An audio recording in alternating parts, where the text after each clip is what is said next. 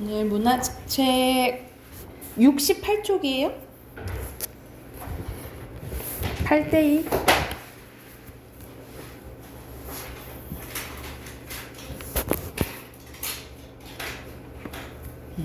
여기 68쪽 보면 뭐에 대해서 나오냐면 고전시가 우리 옛날 시들 있잖아요. 거기 옛날 시에서는 어떤 표현 방법들이 많이 나왔는지에 대해서 이제 나와 있거든요. 그래서 이제 대표적인 것들이 이제 설명되어 있는데 첫 번째 선경 후정에 대해서 나와 있네요. 선이 먼저 선자야. 그래서 먼저 경치를 보여주고요. 후 나중에 감정에 대해서 얘기하면 선경후정이라고 해요. 그래서 여기 나와 있지? 앞부분에서는 자연의 풍경과 사물에 대해서 묘사하고, 그리고 나중에 그것을 통해 느낀 화자의 정서를 뒷부분에 제시하면 말 그대로 선경후정이라고 해요. 그래서 예시 보면 봄비 보슬보슬 연못에 내리고 서늘한 기운 장마 속에 스며들 때, 그래서 여기서는 봄비가 내리는 모습에 대해서 나왔지, 그치? 근데 나는 시름에 겨워 걱정이 많이 드는 거야. 그래서 시름에 겨워 병풍을 지내니 담장에 살구꽃 후두둑 떨어지네. 그래서 여기서는 풍경 나오고 감정 나왔죠, 그쵸? 그래서 대표적인 선경후정이라고 보시면 되고, 자, 두 번째는 감정이입이에요. 감정이입은 화자가 어떤 대상이 자신과 똑같은 감정을 느끼는 것처럼 표현하는 거야. 그래서 예를 들어서 밑에 이게 시조가 나와 있는데, 방 안에 있는 촛불은 누구와 이별했기에, 이별한다고 표현했으니까 사람처럼 표현한 거죠, 그쵸? 의인법이고, 겉으로는 눈물 흘리고, 우리가 막 촛농 떨어지잖아, 그치? 속을 타는 줄 모르는고 하면서 저 촛불을 보니까 누구랑 같구나, 슬퍼하는 나와 같구나 라고 한 거야. 그래서 이 촛불을 뭐라고 보는 거예요? 감정이입의 대상이라고 하고, 중등 과정에서는 잘 안 나오고, 이 감정이입이 나중에 고등 과정하면 어디에 속하냐면 객관적 상관물에 속하거든요. 그래서 이 감정이입의 대상, 이 촛불을 뭐라고 부르냐면 객관적 상관물이라고 불러요. 그래서 요런 게 있다라고 조금 알아두시면 될 것 같고, 그리고 밑에는 자, 고전시가에서 자주 쓰이는 상징어네요. 그래서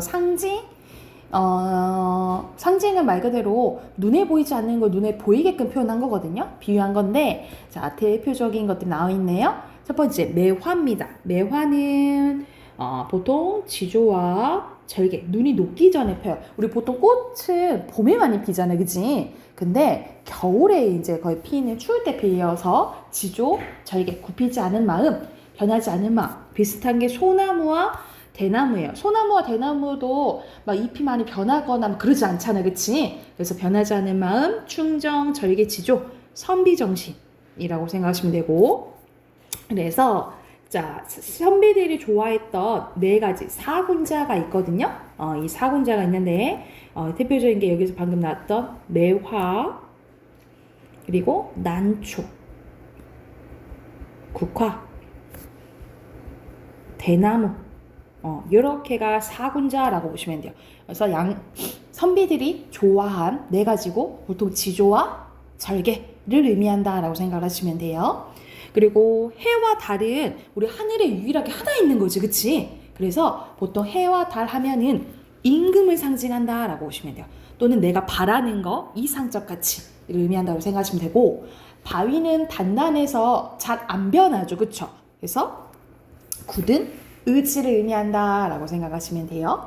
이거는 긍정적인 거고, 부정적인 것은 밑에 보통 우리가 깜깜한 밤, 그리고 겨울에 눈 오면은 사실 더 따뜻하다고 하지만 요즘에 눈 더 춥죠, 그쵸? 더 힘들게 만들잖아, 눈 내리면. 겨울은 아무래도 추운데 눈 내리면 날 더 힘들게 만드니까 보통 바라, 눈, 서리는 부정적인 시련과 고난을 의미한다라고 보시면 되고, 우리가 까마귀는 까맣죠? 그래서 까만 건 조금 안 좋게 보통 봐요. 그래서 특히 뭐 배신이라든지 간산신앙, 고로 줄여서 간신이라고 부르는데, 간신을 의미한다라고 보시면 되고, 밤은 부정적인 상황, 암울한 현실, 이런 것들을 의미한다라고 생각하시면 돼요. 그래서 요거를 이제 기반으로 시를 해석하면 되는 거예요.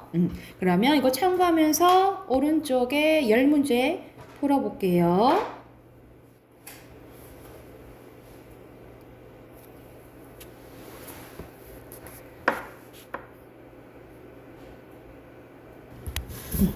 자, 1번에 보면은 여기서는 산은 길고 길고 물은 멀고 멀고 부모님 그리워하고 있네, 그치? 그런 뜻은 많고 말고. 그래서 왜 그러기가 울고 울고 가는가? 그래서 이 슬픈 마음을 그리워하는 마음을 뭘 통해서 왜 그러기를 통해서 표현하고 있죠. 그래서 이 감정 이입의 대상 맞고요. 그리고 산과 물은 여기서는 산은 길고 길고 물은 멀고 멀다 있잖아요. 그치? 긍정적인 것은 아니에요. X고요. 그리고 밑에는 지조와 절개 나타내는 거 대나무. 그리고 차가운 특성이 있는 것은 앞에 나오는 눈이죠. 오른쪽에 보면은 자, 여기서는 낮이에요? 밤이에요? 밤을 얘기하고, 그리고 자신의 슬픈 감정을 새한테 감정이입해서 표현하고 있죠. 그리고 밑에는 어휘의 순서대로 머나먼, 형성, 대비, 그리고 시샘이에요. 자, 앞으로 가서 시조 2개를 봐볼 거예요. 64쪽으로 갈게요. 64쪽 가보면 첫 번째 왕방연의 시조가 이제 나오는데 봐볼게요. 천만리 엄청 머네. 머나먼 길에 고운님을 여유 없고 하면서 지금 어떤 상황인 거야? 인과 이별한 거예요. 그래서 그만큼 천만리, 진짜 천만리 떨어져 있을 수 있지만 그만큼 인과의 거리감을 나타냈다라고 보면 돼. 그런데 내 마음, 시적 화자 직접적으로 나타나 있네요. 내 마음 둘 데 없어서 내가에 앉았으니 저 물도 뭐랑 같아? 내 안, 내 마음과 같다라고 표현한 거죠. 그쵸? 그래서 저 물도 울면서 밤길 가는구나. 그래서 사람처럼 표현한 의인법도 되고 물을 나랑 똑같다라고 표현한 거잖아. 그치? 이 물이 뭐라고 생각하시면 돼요? 감정, 이입의 대상이라고 생각하시면 되겠죠. 이랬나요? 그래서 여기서는 임과 헤어지고 이제 슬퍼하는 것을 이제 표현했다라고 보시면 돼요. 그래서 화자는 나로 직접적으로 드러나 있죠. 그리고 중심 대상은 냇물, 물이고요. 상황은 임과 이별하고 냇가에 앉아서 울고 있죠. 그리고 정서미 태도는 전체적으로 슬퍼하죠. 슬픔, 그리고 막 슬퍼하는 거를 우리가 한자로는 슬플 애자를 써서 애상적이라고 해요. 애상적. 그리고 표현상의 특징은 아까 전에 감정이입 쓰였죠?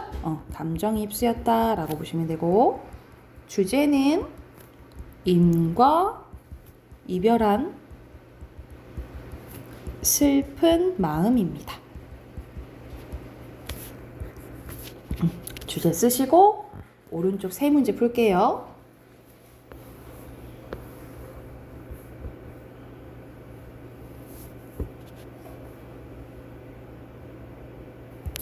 자, 1번의 순서대로 물, 그리고 천만리, 머나먼 길 쓰시면 되고, 2번에 알맞은 거 몇 번? 2번. 그리고 3번에는요? 1번. 여기서는 묻고 답하는 거 없는데? 적절한 거.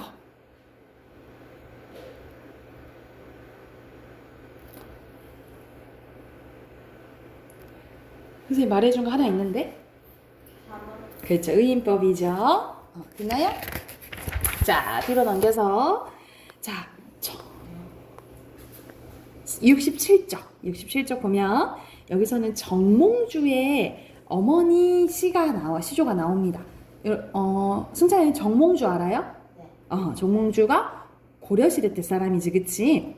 이때 당시에 정몽주가 너무 똑똑해가지고 사실 우리 조선을 세운 사람이 이성계죠. 이 이성계가 조선을 이제 세우기 전에 고려를 이제 멸망시켜야 되잖아, 그치? 근데 이때 정몽주가 고려에 너무 충신이었죠. 그래서 이제 데리고 가고 싶었는데 사실 한번 회유책을 쓰죠. 그래서 이방원이가 화여가라는 시조를 써요. 그 내용 알아요, 혹시? 그래가지고 내용 알아?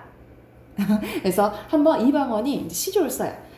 우리 한번 같이 한번 해보자 라고 얘기를 하지만 정몽주가 거절을 합니다. 거절을 해서 단심가라는 답가를 주면서 거절해. 그래서 결국 이방원 손에 정몽주가 죽거든요. 그래서 그 전에 이 정몽주의 어머니가 정몽주에게 하는 말이라고 보시면 돼요. 봐봐. 까마귀 싸우는 곳에 아까 전에 앞에서 까마귀는 보통 긍정적인 거라 했어? 부정적인 거라 했어? 그렇지. 까마귀 가는 곳에 백로야 가지 마라. 백로는 하얀 거잖아, 그치? 그래서 여기서는 까마귀와 백로의 대조적인 이미지가 나와 있다라고 생각을 하시면 되고, 성난 까마귀 너희 흰빛을 시사할세라. 뭐뭐 할세라 이렇게 동그라미 해볼까? 우리가 뭐뭐 할세라는 뭐뭐 할까 두렵다 이렇게 해석도 하거든요. 그래서 성난 까마귀 흰빛을 시샘할까봐 두렵구나. 너 조금 다칠까봐 걱정된다 이 말이지, 그치? 그래서 청강에 기껏 씻은 몸을 더럽이 까노라. 그러니까 이 까마귀랑 어울려라, 어울리지 마라, 어울리지 말아라 라고 얘기하는 거예요. 그래서 이 까마귀는 이성계 일파를 얘기하는 거고요. 백로는 이제 정몽주 보고 얘기하는 거라고 생각을 하시면 됩니다. 그래서 화자는 뭐 직접적으로 안 나타나 있죠, 그렇죠? 그리고 중심 대상은 이제 백로한테 하는 얘기 아니니까. 그리고 상황은 백로에게 까마귀들이 싸우는 곳에 가지 말라고 하고 있고요. 정서및 태도는 이 까마귀에 대한 비판적인 태도가 드러나 있다라고 보시면 돼요. 그리고 표현상의 특징은 대조, 그리고 까마귀와 백로를 나타내는 상징적인 시어가 쓰였다라고 보시면 됩니다. 그래서 주제는요. 주제 땡땡. 주제는 변하지 말아라. 이성계한테 가지 말아라 이 말이잖아. 신하의 지조와 절개에 대해서 이야기한 시조라고 보시면 돼요. 또 주제 쓰시고 밑에 네 문제 풀게요.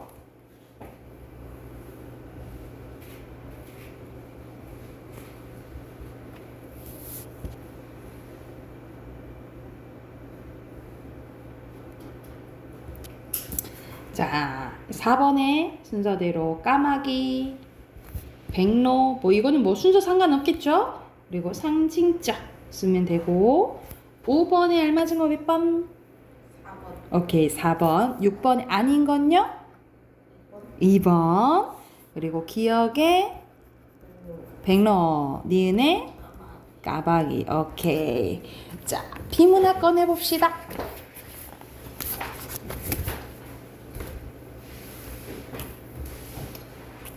비문학 오늘 9대2 할 차례예요. 62쪽이네요. 62쪽.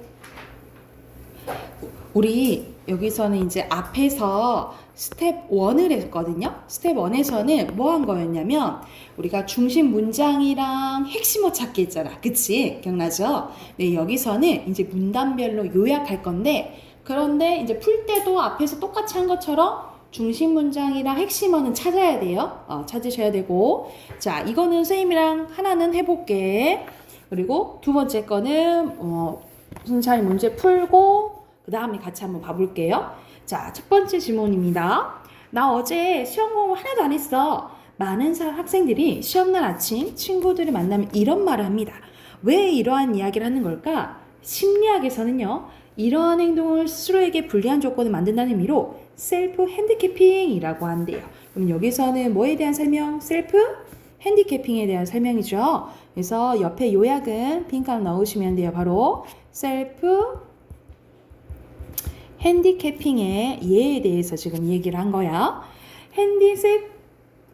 셀프 핸디캐핑이란 또 바로 내용 나오네요. 중요한 평가를 앞두고 자신이 좋은 평가를 받을 수 있을지가 확실하지 않을 경우 그 스스로 그 일을 하기가 어려운 상황에 만들어내고 그것을 다른 사람에게 알리는 행동도 얘기합니다. 그래서 시험 전날 공부를 하지 않고 그것을 나 공부 안 했어 라고 알리는 것도 여기에 해당된다라는 거야. 그래서 여기서는 셀프 핸디캐핑의 의미고 핵심어 동그라미 치시면 되겠죠. 그러면 사람들은 왜 자신에게 이렇게 불리한 조건을 만드는 것일까 하고 의문 제기했네. 스스로에게 불리한 조건을 만들어 두면 그 일을 실패하더라도 핑계를 댈 수 있고 만약 성공을 한다면 불리한 조건에도 성공을 하는 것이라며 스스로 뽐낼 수 있기 때문입니다. 그래서 여기서 하는 이유에 대해서 나와 있네요. 그래서 중심 문장은 첫 번째 문장이고 핵심어는 불리한 조건이에요. 자, 미국의 사회 심리학자인 버글레스와 존스는 실험을 통해 이 현상을 증명해냈는데요. 자, 그들은 학습 능력과 약물 효과라는 주제로 대학생을 대상으로 실험을 했습니다. 대학생을 A그룹과 B그룹으로 나누어 A그룹에는 간단한 문제를 B그룹에는 어려운 문제를 풀게 한 거야. 그리고 나서 다른 문제를 풀기 전에 A, B의 그룹의 학생들에게 문제 해결 능력을 향상시키는 A학과 문제 해결 능력을 감소시키는 B학 중 하나를 선택해 먹도록 한 거예요. 모두 A 선택할 것 같잖아, 그치? 그런데 B그룹 학생들은 대부분 B학을 선택했다는 거야. 어려운 문제를 풀었던 B그룹 학생들이 다음 과제에서 자신의 점수가 낮게 나올 것을 대비하여 오히려 문제 해결 능력을 저하시키는 약을 선택한 거야. 그래서 못 풀더라도 약 먹어서 그래 이렇게 핑계 댈 수 있잖아, 그치? 그래서 여기서는 실험 결과가 나오는데요. 그래서 포가라는 문장 첫 번째 문장 밑줄 놓으시면 되고 핵심어 증명이고요. 옆에는 버글레스와 존스의 실험이라고 보시면 됩니다. 마지막 문장 볼게. 이 셀프 핸디캐핑은 당장은 자신에 대한 다른 사람의 부정적인 평가를 약하게 만들 수도 있다. 하지만 장기적으로는 주변 사람들에게 핑계만 대는 사람으로 여겨지게 되며 스스로의 능력을 올리기 위한 노력을 게을리하게 돼서 결국 손해가 된다라는 거야. 그래서 이 사람이 하고 싶은 말은 뭐야? 그러니까 지나친 셀프 핸디캐핑은 자제해야 된다라고 얘기하네요. 그래서 핵심어 동그라미 놓으시면 되고 이게 셀프 핸디캐핑의 단점이에요. 그러면 1번에는 당연히 들어갈 게 뭐겠어? 셀프 핸디캐핑이겠죠, 그쵸? 그리고 2번에 적절하지 않은 것은 몇 번일까요? 여기서는 반대 나오나? 반대? 안 나오지, 그치? 2번이네요. 됐나요? 그럼 뒤로 넘겨서 문제 쭉 풀어볼게. 66쪽까지 문제 풀고 같이 한번 봐볼게요. 여기서도 중심 문장이랑 핵심어 체크해 보세요.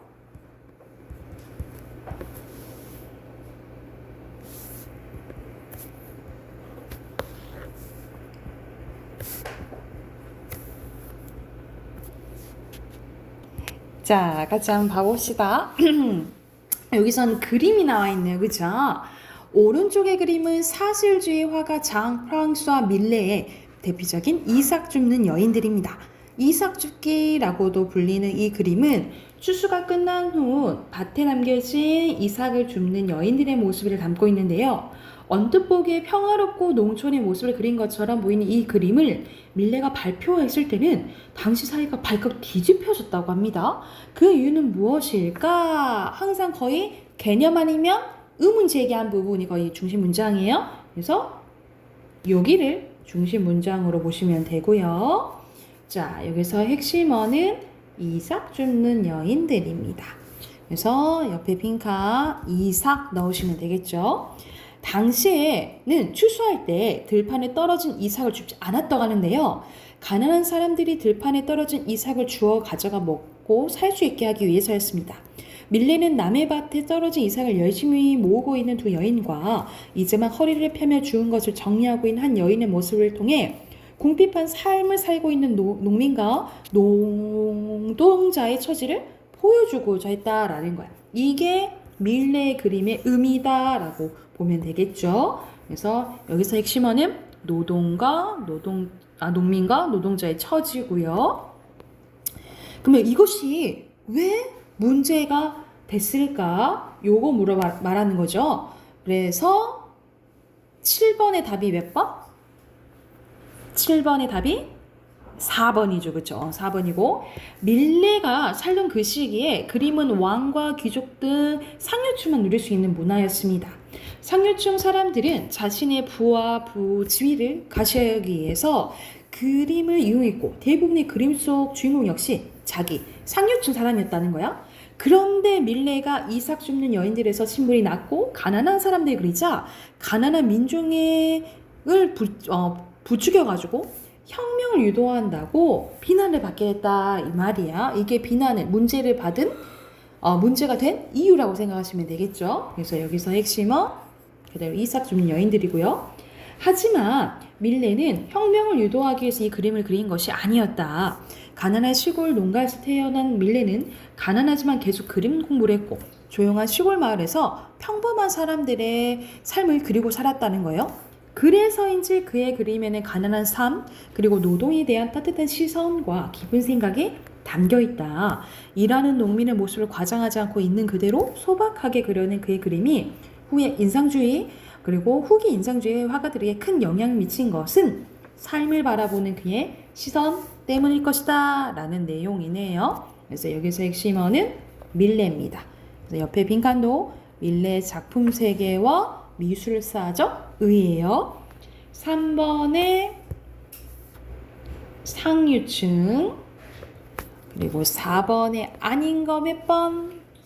4번. 오케이. 5번에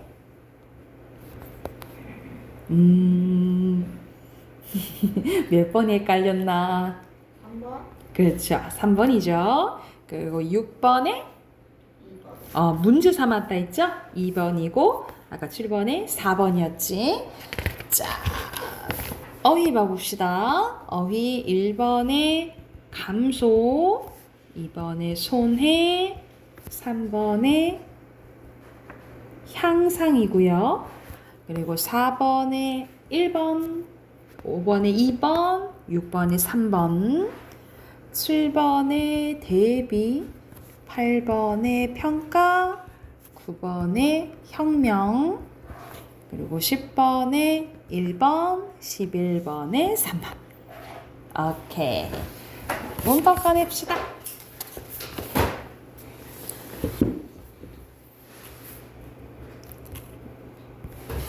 문법 오늘 47쪽? 47쪽 할 차례예요.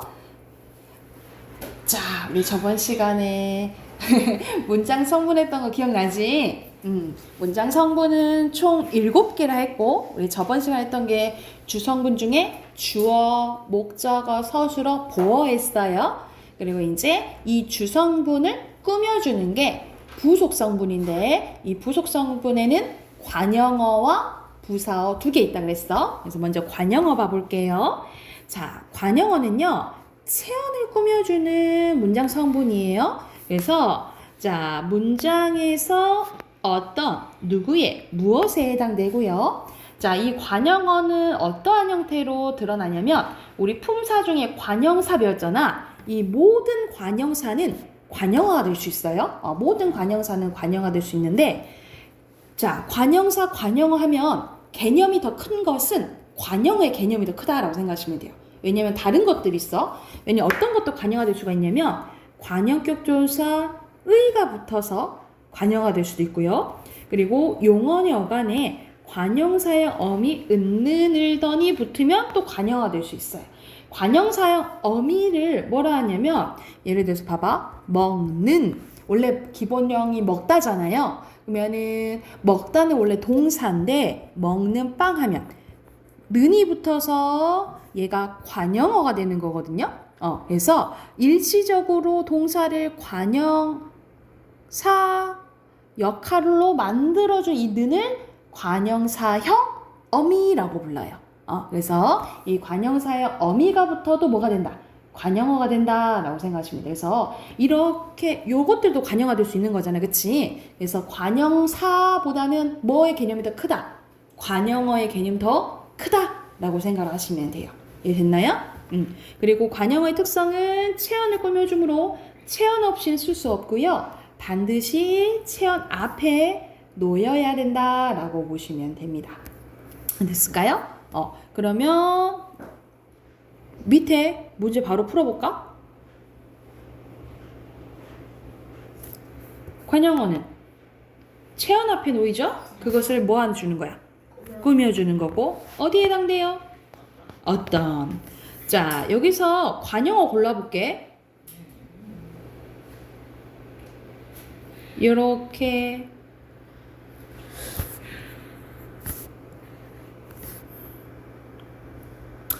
관형어 다 찾았어요?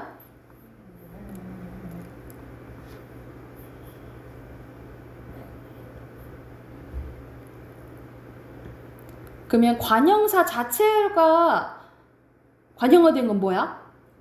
옛, 그렇지. 체언이 붙은 건 관형격 조사 그의, 그렇지. 그리고 관형사형 어미가 붙은 건 예쁘더니랑 붉은이겠죠. 이랬나요? 그래서 이렇게 세 형태로 나타난다라고 보시면 되고 뒤로 넘기면 부사어에 대해서 나와요.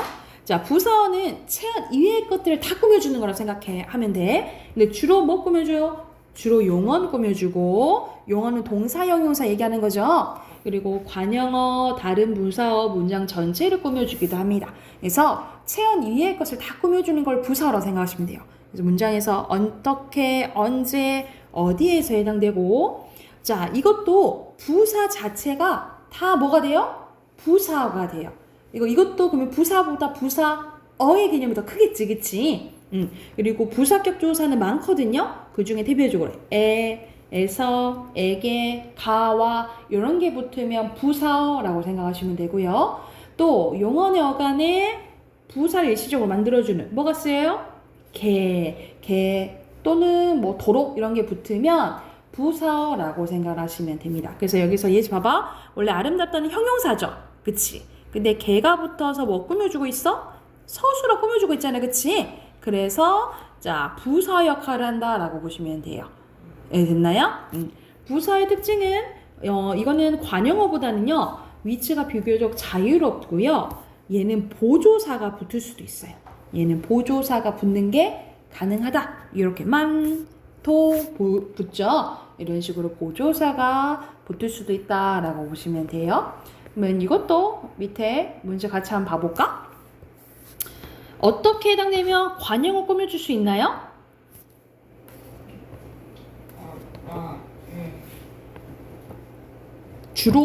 주로가 틀렸지, 그치? X. 그리고 체언의 부사격 조사 붙은 것은 용언 꾸며주기도 하죠. 여기서 부사어는 뜨겁게와 설마 두 개로 하나는 뭐 플러스 부사 영어이에요? 용언의 어간 변하지 않는 부분을 어간이라고 해요. 어간까지 쓰시면 되고 그리고 그 설마는 부사 그 자체죠. 그래서 부사어 뜨겁게는 용언을 꾸며주고 설마는 그렇지 문장 전체를 꾸며주죠. 와우 잘했어요. 그래서 이렇게 관형어와 부사어를 묶어서 부속성분이라고 하는데 문장에서 주로 주성분의 내용을 꾸며서 뜻을 더해주는 성분입니다. 그래서 관형어와 부사어가 여기에 해당돼요. 대부분의 부속성분은 생략 가능하거든요. 생략해도 문장이 이루어지고 문장 의미가 온전하다라고 생각하시면 되고 효과는 만약 쓰이면 다른 성분의 내용을 꾸며주어서 뜻을 더욱더 자세하게 해준다 라고 생각을 하시면 돼요. 그러면 문장에서 이거 너무 쉽다. 문장에서 부속성분은 주성분을 꾸며주는 거고요. 해당되는 것은 관용어와 부사어죠. 자, 꾸며주는 거 찾아볼까? 요건 풀어봅시다. 풀어보고 답 확인해 볼게. 2, 3번.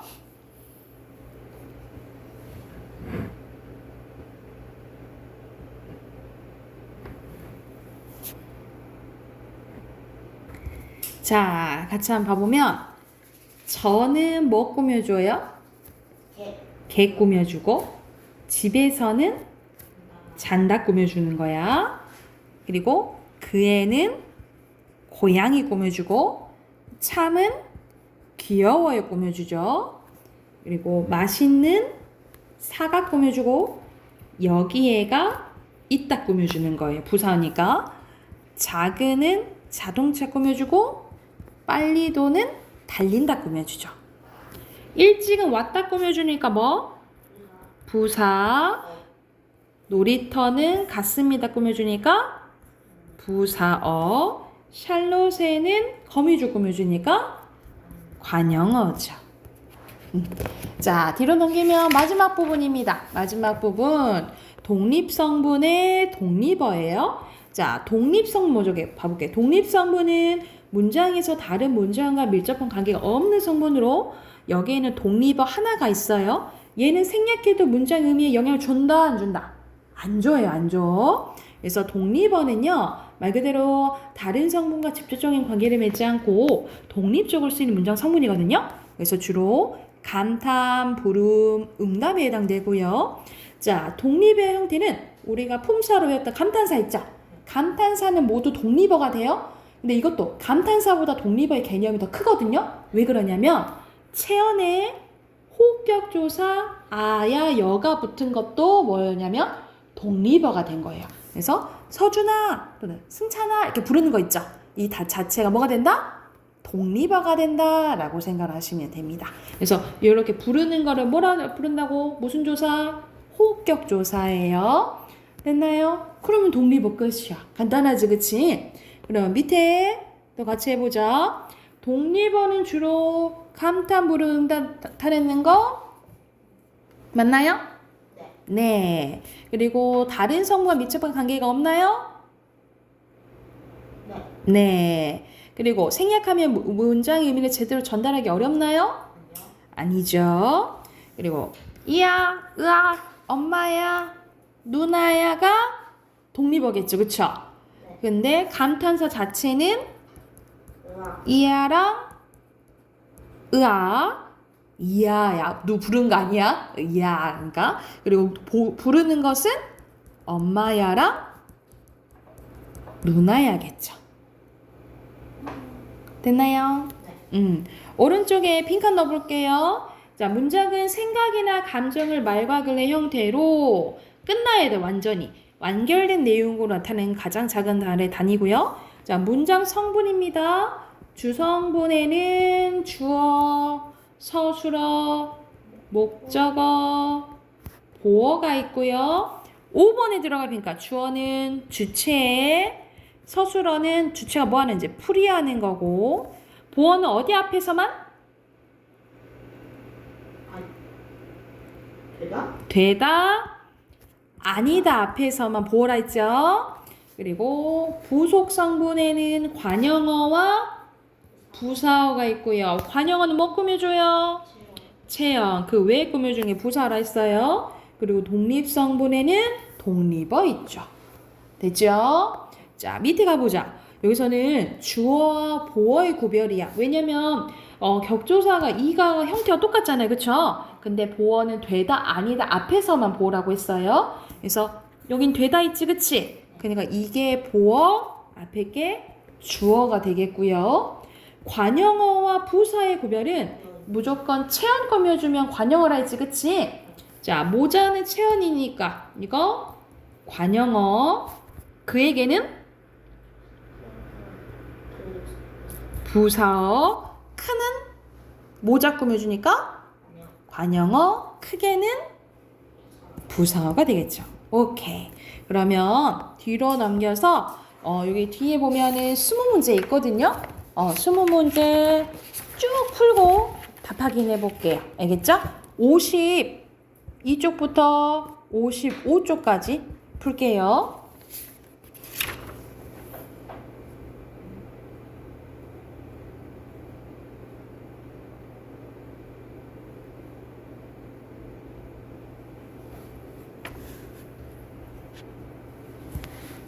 자, 답 확인할 건데 선생님이 쭉 불러줄게요. 불러주고 모르는 거 네, 질문 받을게.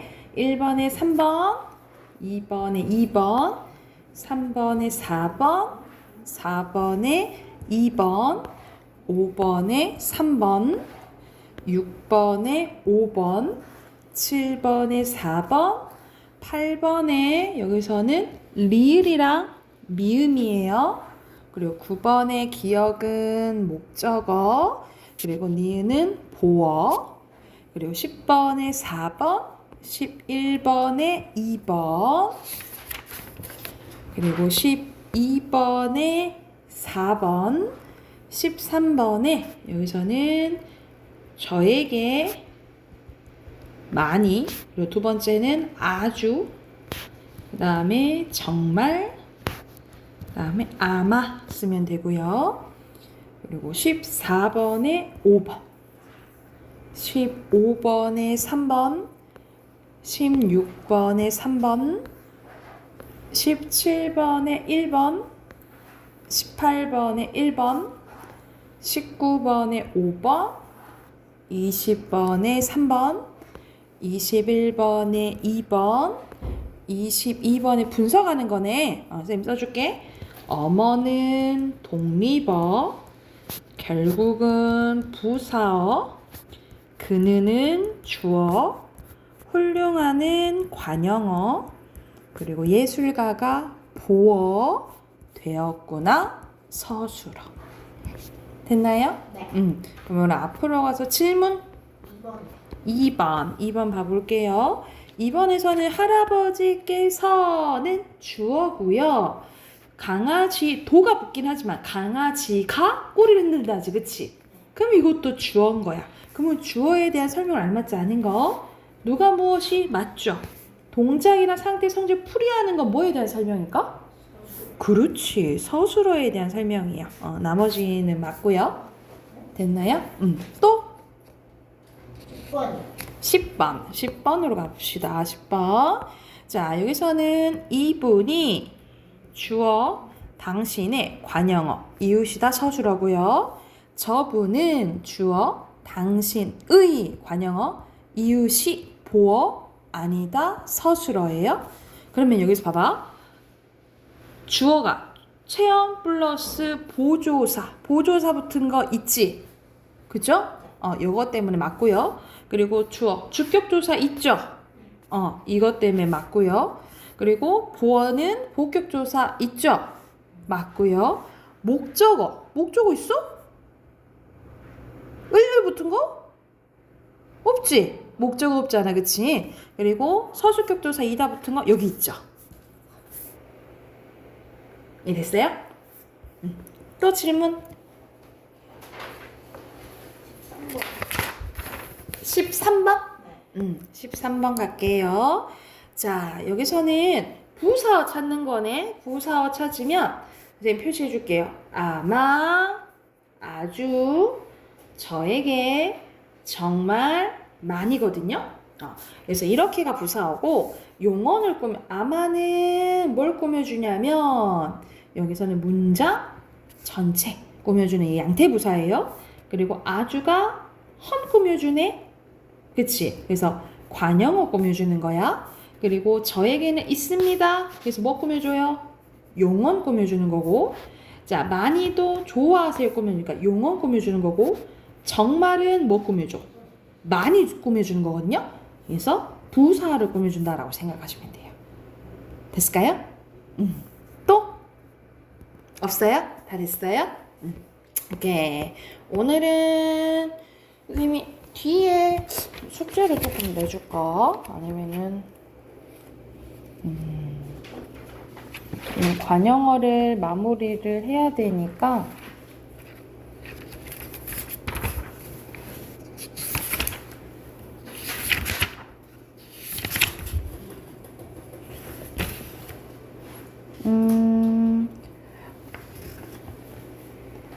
우리 승찬아 133쪽 펴볼래요? 133쪽 혹시 풀려져 있는지 봐볼래?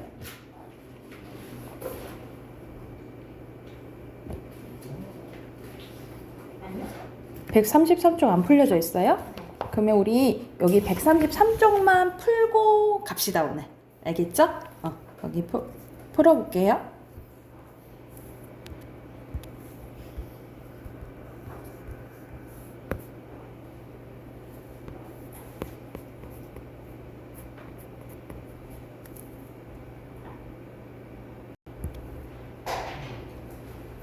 답하긴 하고 합시다. 순서대로 5